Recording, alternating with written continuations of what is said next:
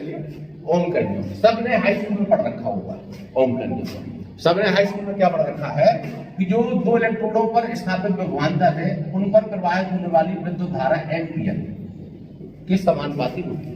जो विभवांतर है और जो विद्युत धारा उसमें प्रवाहित की जा रही है, ठीक है ना, तो उसकी समानुपाती होती है। अगर हम इसको बराबर का चिन्ह लगाकर दे दें तो क्या आ जाएगा, आर बराबर आपका प्रतिरोध हो जाएगा। क्या हो जाएगा, प्रतिरोध बराबर कितना हो जाएगा, विभवांतर बटे विद्युत धारा।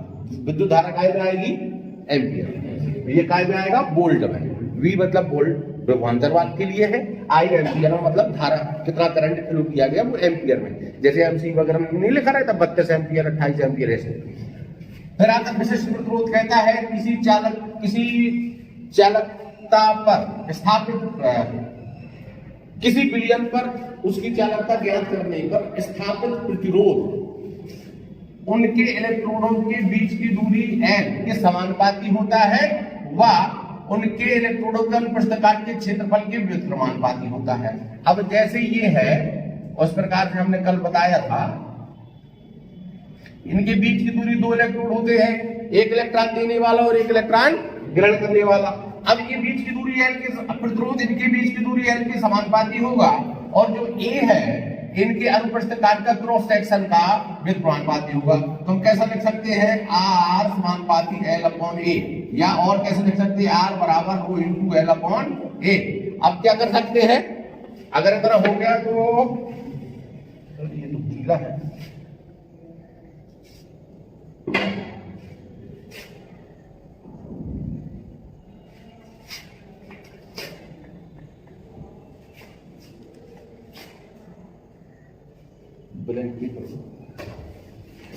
तो क्या कर सकते हैं यहां पर, रो बराबर R इंटू ए अपॉन कितना हो जाएगा, L।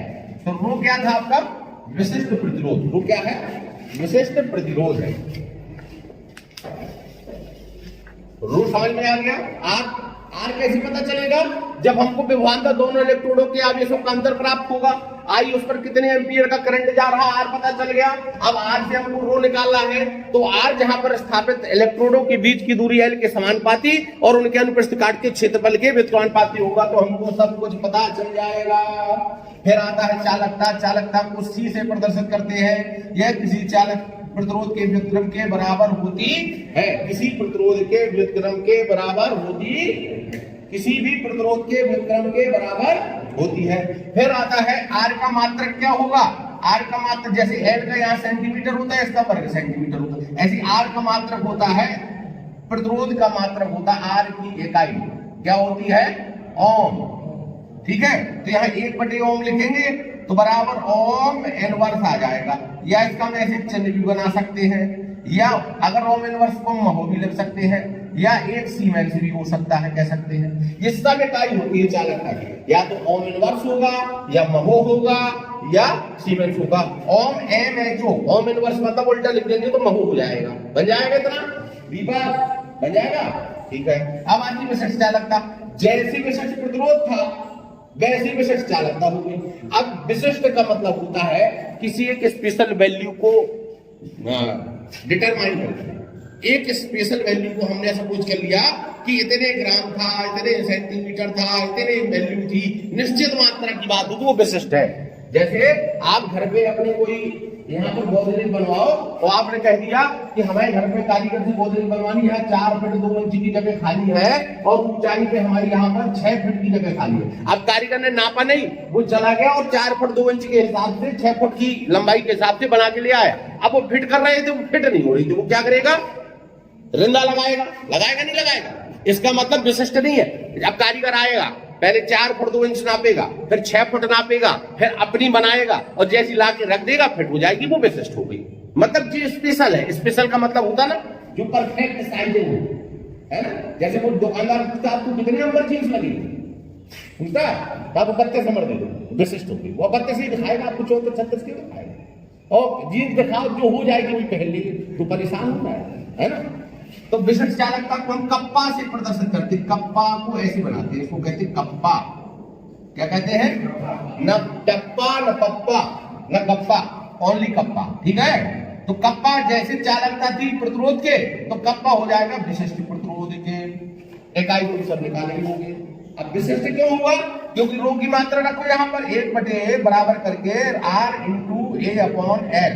अब बराबर कर दे 1/r इंटू एल अपॉन ए। यदि लंबाई l बराबर 1 सेंटीमीटर और अनुप्रस्थ काट का क्षेत्रफल 1 वर्ग सेंटीमीटर, देखो विशिष्ट हो गया विशिष्ट। तो कप्पा बराबर कितना हो जाएगा? 1/r हो जाएगा केवल। 1/r का मतलब कितना हो गया? कप्पा बराबर c।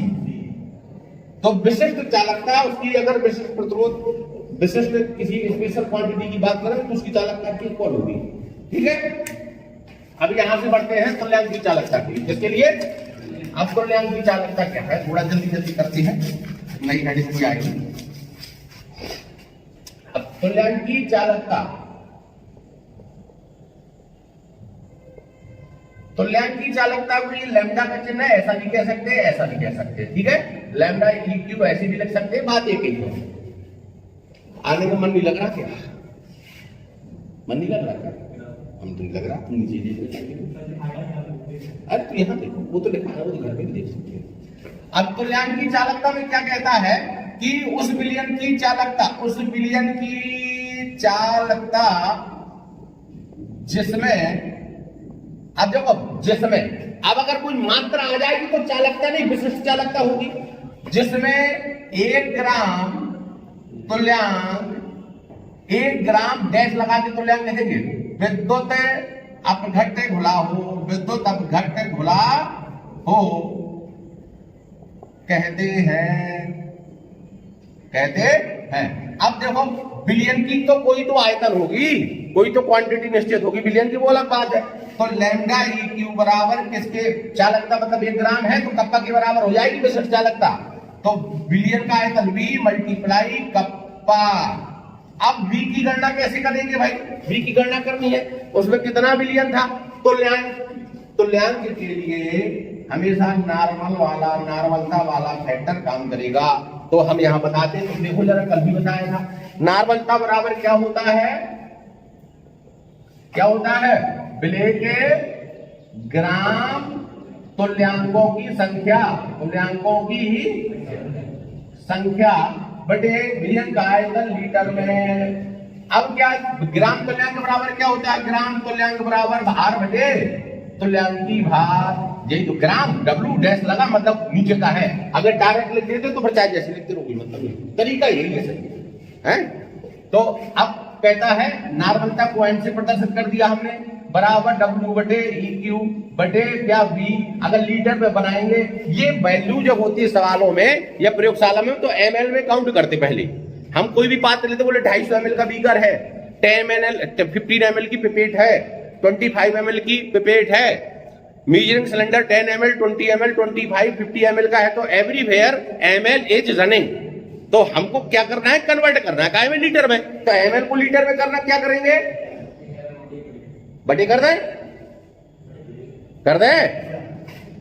अब नॉर्मलता बराबर कितना हो गया? W गुणा 1000 बटे ई क्यू गुणा V। अब ग्राम तुल्यांक बराबर कितना था? 1 है। तो अब कितना हो गया? तो n बराबर 1000 बटे V। तो कैसा हो गया? V बराबर 1000 बटे n।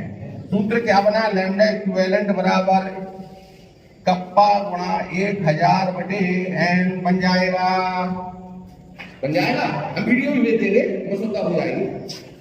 अब आती है मोलर चालकता। कौन सी चालकता? मोलर चालकता। अब इस मोलर चालकता में भी कुछ परिवर्तन आएंगे।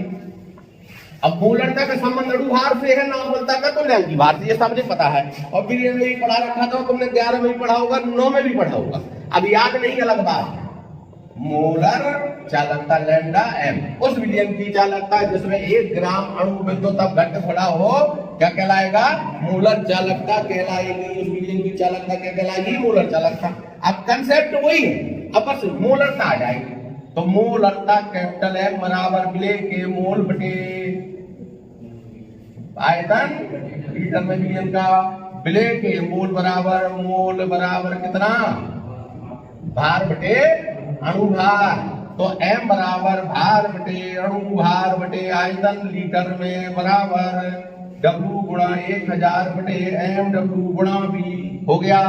अब भार बटे अणुभार कितना हो? 1 ग्राम अणु है ना, मतलब मोल।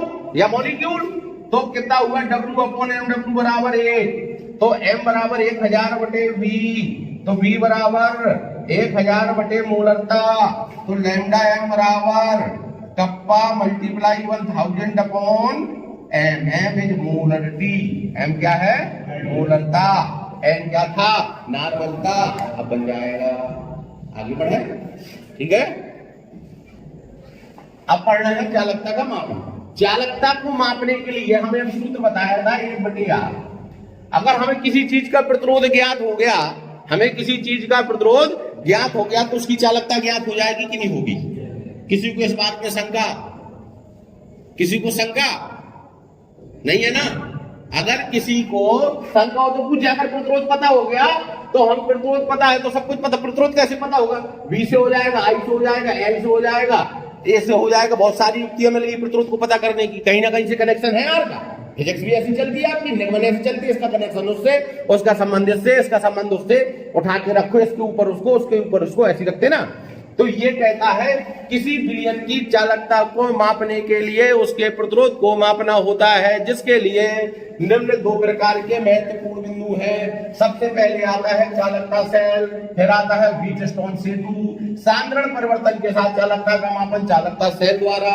इसमें गैल्वेनोमीटर लगता है, इसमें गैल्वेनोमीटर नहीं लगता है। डीसी धारा के साथ गैल्वेनोमीटर काम करता है, तो ये एसी धारा के साथ काम होता है, इसमें थोड़ी सी त्रुटियां हैं। तो पहला चालकता सेल पढ़ते हैं।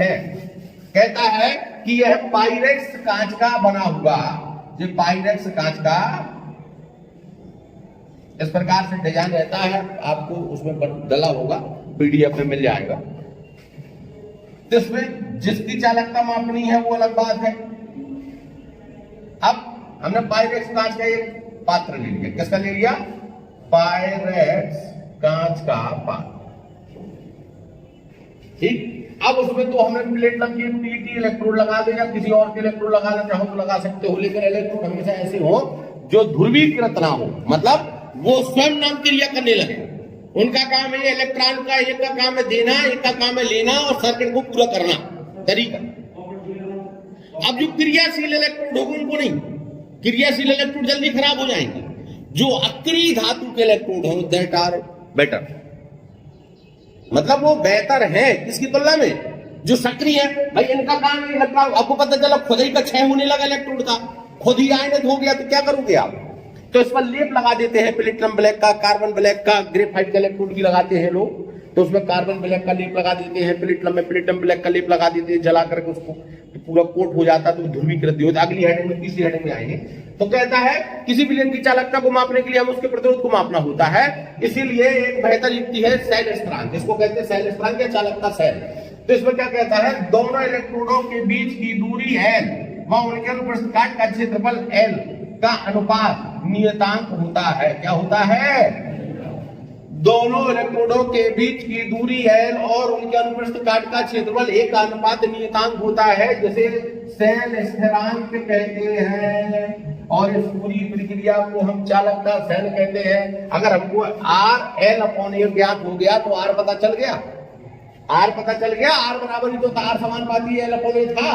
R के बारे में जानकारी लो। अब विशिष्ट रो है, रो के बारे में कैसे पता चलेगा अपन को? क्योंकि उसका विशिष्ट प्रतिरोध जहां भी होगा, जिस भी विलयन को उसका दिया रहेगा। कोई भी तुम्हें कोई भी स्थिरांक के बारे में जानकारी करनी नहीं पड़ती, सवाल तुम्हें देता है, पे कर देता है, भाई यहाँ पर इसकी वैल्यू इतनी रखनी है, देता कि नहीं देता? तो वही उसी आधार पर, क्योंकि अगर वो नहीं देता तो सब अलग अलग इकाइयों के आधार पर हल करेंगे, सही उत्तर नहीं पाएंगे। तो ये चालकता सेल था।